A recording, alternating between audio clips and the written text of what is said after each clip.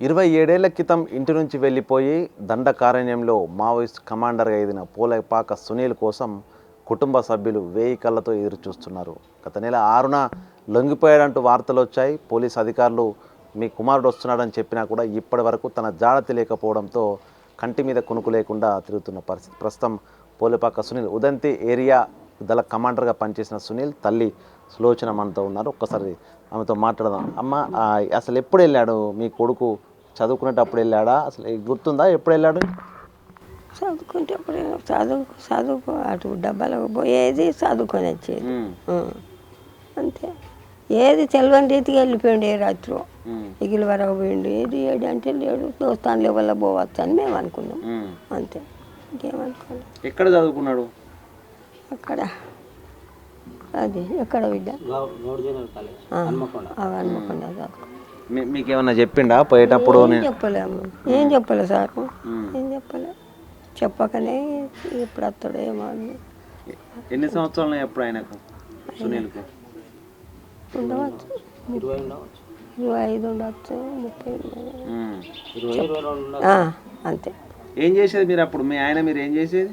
తొండాల పని చేసేది. ఎంతమంది పిల్లలు? 5 కొడుకులు. ఇప్పుడు సునీల్ ఎన్నో? ఆయన 4వ ఆయన. అందరూ చదివించారు? అందరూ చదువుకున్నారా? మామూలుగా చదువుకున్నారు. 3 10 వీళ్ళిద్దరు 12 చదివారు. నా పెద్ద కొడుకు సునీల్. ఎప్పుడు తెలిసింది మీకు ఆయన పోయిండని? మొన్ననే తెలిసింది, మొన్ననే అంటాను. ఆయన అడవిలోకి పోయిన విషయం ఎట్లా తెలుసు మీకు? మాకేం తెలుసు అడవిలో పోయిన విషయం. 2011 కావచ్చు, నాకు తెలియదు. ఎతికిర్రా ఆయన కోసం? ఎతికిర్రా పోయినాక? ఎతికిండు నా పెద్ద కొడుకు. ఎతికితే దొరకలే. ఏ ఊరు తిరిగినా దొరకలే. ఇప్పుడు మరి ఎవరు చెప్పి లొంగిపోయినని చెప్పిర్రా? ఎవరైనా వచ్చి పోలీసుల మీ దగ్గరకు వచ్చి? ఎవరు చెప్పలేదు. నా పెద్ద ఎట్లా మరి వస్తారని చూస్తున్నావు ఆయన కోసం? చూసి 1000 గంటలతో ఎదురు చూస్తాను సార్. ఉంటే వస్తే మా కొడుకు వస్తే మంచిగా చూసుకుని కలిసి ఉంటారా? కలిసి ఉంటాం. మీ భర్త ఎప్పుడు చనిపోయాడు? 4 సంవత్సరాలు అయిపోయింది. 5 అయిపోతుంది. మరి ఏం చెప్తావు పోలీసులకు? మీ కొడుకుని తీసుకురమ్మని చెప్తావా? ఏం చెప్తావు? తీసుకురావాలి, తీసుకురావాలి దేవా సార్. కళ్ళారా చూస్తా అనుకుంటా అంట. నా పానం కూడా మంచిగా ఉండలేదు. సలహా చెప్తాను అంతే. సునీల్ సోదరు పెద్ద అన్న ప్రస్తుతం మనతో ఉన్నారు. ఒకసారి ఆయనతో మాట్లాడదాం. అసలు ఏంది, అసలు ఎప్పుడు పోయిండు ఆయన సునీల్? మీకు విషయం తెలుసా పోతున్నానే విషయం? అప్పుడు మాకు తెలియదండి, ఆ విషయం ఏం తెలియదు. పోయినాక 2-3 రోజులకు మా అమ్మ నాయన మరి ఎడో పోయిండు, కనబడతలేడు అది అంటే వారం రోజుల దాకా చూసినట్టయినా పోయినా కానీ కోపం మీద మరి ఏమైనా పోయిండా, పోతే తర్వాత వస్తాడు కావచ్చు అని చూసినాం సార్. ఇక రాలేదు. రాకపోతే వారం 10 రోజుల తర్వాత ఇక మాకు అది అయిపోయి ఇక నన్ను అందరూ కోపాడు, ఇంట్లో తిట్టుడు. మా అత్త వాళ్ళతో, మా మేనత్త మేనమామ వాళ్ళతో కూడా బాగా టార్చర్ పెట్టిండు నన్ను. పెడితే ఇక నేను ఎట్లయినా వీళ్ళు దొరకబట్టికి వచ్చి అప్పుడు నేను అడగాలి వీళ్ళందరినీ అని చెప్పి నేను బాగా ప్రయత్నంతో 1 లక్ష రూపాయల దాకా అప్పుడు 98లో ఖర్చు పెట్టుకొని తిరిగిన సార్. ఎక్కడంటే అక్కడ పలానా దగ్గర ఉన్నాడు, లేకపోతే అదేంటి చూపెట్టేది ఉంటాయి కదా, అవిటి గాడి కూడా పోయినా. ఇంకేదో చేస్తే హోమం చేస్తే వస్తారంట, అది చేసి మొత్తం టోటల్గా నేను చేయని పని లేదు సార్.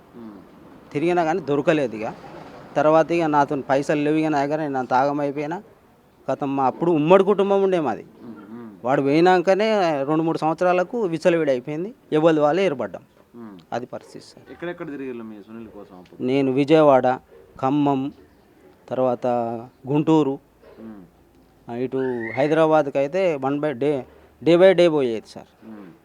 పలానా దగ్గర ఉన్నాడు, పలానా ఏరియాలో చూసినామంటే పోయేది. ఇంకోటి మంచిర్యాల, బెల్లంపల్లి, ఇక ఇటంటే పోలేను, ఇటు సైడ్ పోలే కానీ అవన్నీ తిరిగిన సార్. అంటే ఎట్లా మీకు తెలుసా? అసలు అడవిలోకి పోయింది అనే విషయం తెలిసిందా మీకు? తెలియదు అసలు, ఆ విషయమే తెలియదు. ఎక్కడో పోయిండు సరే, కోపం మీద వేయడు కావచ్చు, దేనివల్ల వేయడం అని చెప్పి మాకు తెలియక ఏం చేసినామంటే తిరుగుడు మొదలు పెట్టినాం. దొరకబట్టుకు రావాలి, వీళ్ళతో నాకు ఇబ్బంది అవుతుంది, టార్చర్ అవుతుంది అని చెప్పి తిరిగిన. ఎక్కడ దొరకలేదు సార్. తిరిగి లాస్ట్ వచ్చింది 2010లో 11లో పోలీసు వాళ్ళు మీ వాడు ఇట్లా పలాని ఏరియాలో ఉన్నాడు, పలాని ఏంది దండకారణ్యంలో ఉన్నాడు అని చెప్తే ఏమో సార్ మరి మాకైతే తెలియదు ఇట్లా సంగతి అని చెప్తే వాళ్ళు వచ్చి చూసుకుంటూ పోడు. మాకు ఈ మన హెడ్ క్వార్టర్ నుంచి బియ్యం నిత్యావసర సరుకులు కూడా ఇచ్చిండ్రు సార్. నూనె, బియ్యం, బట్టలు కూడా పెట్టిండు మా నాయన ఉన్నప్పుడు. అప్పుడు 5 ఏళ్ళు కాకముందు ఇచ్చిండు, కానీ 5 ఏళ్ళ తర్వాత నుంచి ఏం లేదు మాకు. అసలు ఇక లేడు, ఏం లేదు కావచ్చు, వాడు చనిపోయిండు అనుకున్నాం సార్. అనుకొని ఇక సపడే కూకున్నాం. ఆయనకు మొన్న పేపర్లో చూసినాక సరిగా ఉన్నాడు కదా. మళ్ళీ అందులో 2 పోలీసు వాళ్ళు కూడా వచ్చిండు. ఒక హైదరాబాద్ నుంచి ఒక ఆయన వచ్చిండు, ఒకసారి వచ్చిండు. మన హెడ్ క్వార్టర్ నుంచి ఒకసారి వచ్చిండు. వచ్చి ఇట్లా సంగతి అంటే ఆయన లొంగిపోయిండు. 7 ఏమో లొంగిపోయిన పేపర్ పడితే వాళ్ళు కూడా ఏం చెప్పారంటే లొంగిపోయిండు మీ వాడు, ఆయన భార్య కూడా ఉన్నది, వాళ్ళు వస్తారు, మరి నువ్వు ఏం చేస్తావంటే ఏం చేస్తాం సార్, వస్తే మాకు సంతోషమే కదా, రాని వస్తే మాకు సంతోషమే సార్, మా అమ్మ కూడా బాగలేదు, నాయన చనిపోయిండు, పరిస్థితికి ఇది సార్ అని చెప్తే సార్ అని వాళ్ళు ఇంకో వారం రోజుల తర్వాత నీకు గుడ్ న్యూస్ వస్తుందని చెప్పుకుంటా పోయిండు సార్. అదే నమ్మినాం. చూసిన వారం అయిపోయింది, 15 రోజులు అయిపోయింది, వస్తలేడని నిన్న పేపర్ స్టేట్మెంట్ ఇచ్చినాం సార్ మేము. అది అసలు ఈ సునీల్ అడవిలో పోయక ముందుకు ఎవరైనా మీ చుట్టాలలో కానీ మీ ఫ్యామిలీ బ్యాక్గ్రౌండ్లో కానీ అడవిలో పోయిన మా వయసులో తిరిగినటువంటి వాళ్ళు ఉన్నారా? ఎందుకు అసలు సునీల్ అసలు ఎందుకు పోయిందని భావిస్తున్నారు సార్? మాకైతే ఎవరు లేరు. ఉంటారని మనకు తెలియదు అసలు ఎందుకు పోయిండు, ఎట్లా పోయిండు అనేది కూడా మాకు తెలియదు సార్. అది పరిస్థితి. లొంగిపోయిండి అని చెప్పిన తర్వాత పోలీసులు కూడా వచ్చారు కదా మీ దగ్గరికి. ఏమన్నా తన కాంటాక్ట్ నెంబర్, ఫోన్ నెంబర్ ఏమైనా ఇచ్చిర్రా తనకు సంబంధించి? ఒక్క ఫోన్ నెంబర్ ఇచ్చిండు సార్, హైదరాబాద్ సార్ ఇచ్చిండు.